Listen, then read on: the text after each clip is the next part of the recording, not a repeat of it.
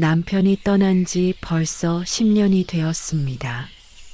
처음 그가 세상을 떠났을 때 나는 하루하루가 어떻게 지나갔는지도 몰랐습니다.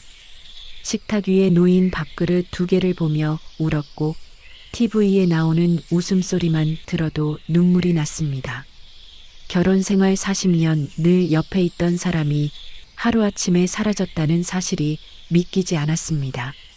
그날 이후로 나는 모든 것을 멈췄습니다. 식물처럼 하루를 버텼고 사람을 피했고 목소리조차 잃은 듯 조용히 살았습니다. 누군가 시간이 지나면 괜찮아진다고 말했지만 그 말이 얼마나 잔인하게 느껴졌는지 모릅니다. 시간이 지나도 그 사람의 냄새, 목소리, 습관이 그대로 남아 있었으니까요.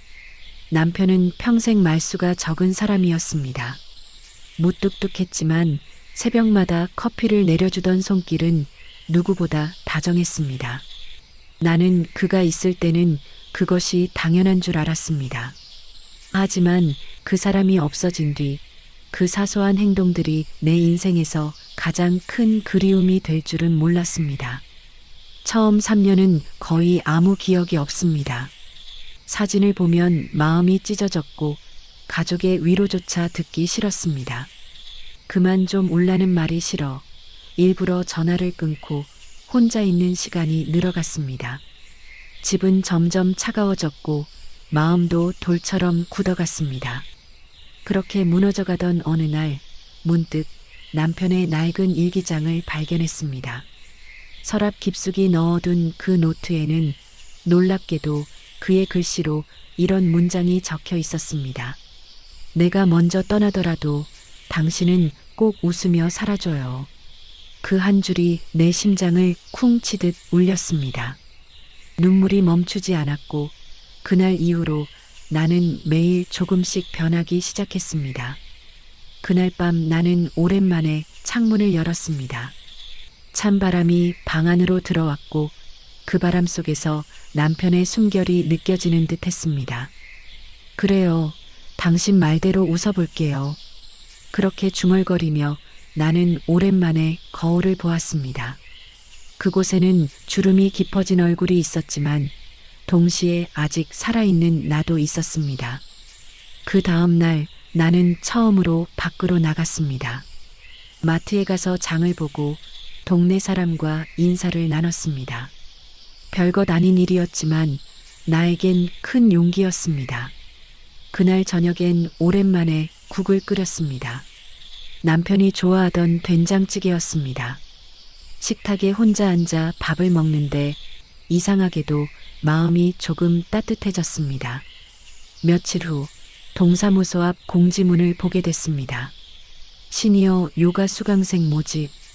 예전 같으면 그냥 지나쳤을 텐데 그날은 이상하게 그 종이가 나를 부르는 것 같았습니다. 그래, 한번 가보자. 그렇게 나는 68세에 처음 요가를 배우기 시작했습니다. 처음엔 몸이 굳어 있어서 따라하기도 힘들었습니다. 하지만 강사님이 말했습니다. 몸이 굳은 건 괜찮아요. 마음만 닿지 않으면 돼요. 그 말이 참 좋았습니다. 요가를 하며 땀을 흘리다 보면 그리움도 조금씩 흘러내리는 듯 했습니다. 함께 수업을 듣는 사람들과 대화를 나누며 나는 조금씩 세상 속으로 돌아왔습니다. 어느 날 한 동료가 내게 물었습니다. 혼자 사세요? 나는 조용히 웃으며 대답했습니다. 이젠 혼자가 아니에요. 남편이 하늘에서 늘 함께 하거든요. 그 말에 그녀가 내 손을 꼭 잡았습니다. 그 따뜻한 손끝에서 사람과 다시 연결된다는 게 이런 느낌이구나 싶었습니다. 시간이 흘러 남편이 떠난 지 10년이 되던 해였습니다. 나는 여전히 매일 새벽에 일어나 커피를 내립니다. 그 향기를 맡으며 마음속으로 인사합니다. 잘 지내죠, 당신? 이제 나는 예전처럼 울지 않습니다. 대신 그리움을 마음의 한 칸에 조용히 놓아두었습니다. 그 칸은 늘 따뜻합니다. 누가 봐도 쓸쓸한 자리지만 내겐 사랑이 머무는 공간입니다. 요가 수업은 내 삶의 일부가 되었고 그곳에서 만난 친구들과 작은 동호회를 만들었습니다. 우리는 함께 걷고 밥을 먹고 가끔은 서로의 젊은 시절 이야기를 나눕니다. 그들의 이야기를 듣다 보면 모두가 누군가를 떠나보냈다는 걸 알게 됩니다.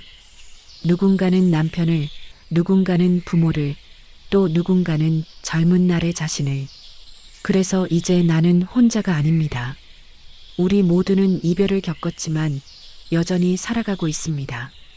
그게 인생이란 걸 이제는 조금 알 것 같습니다.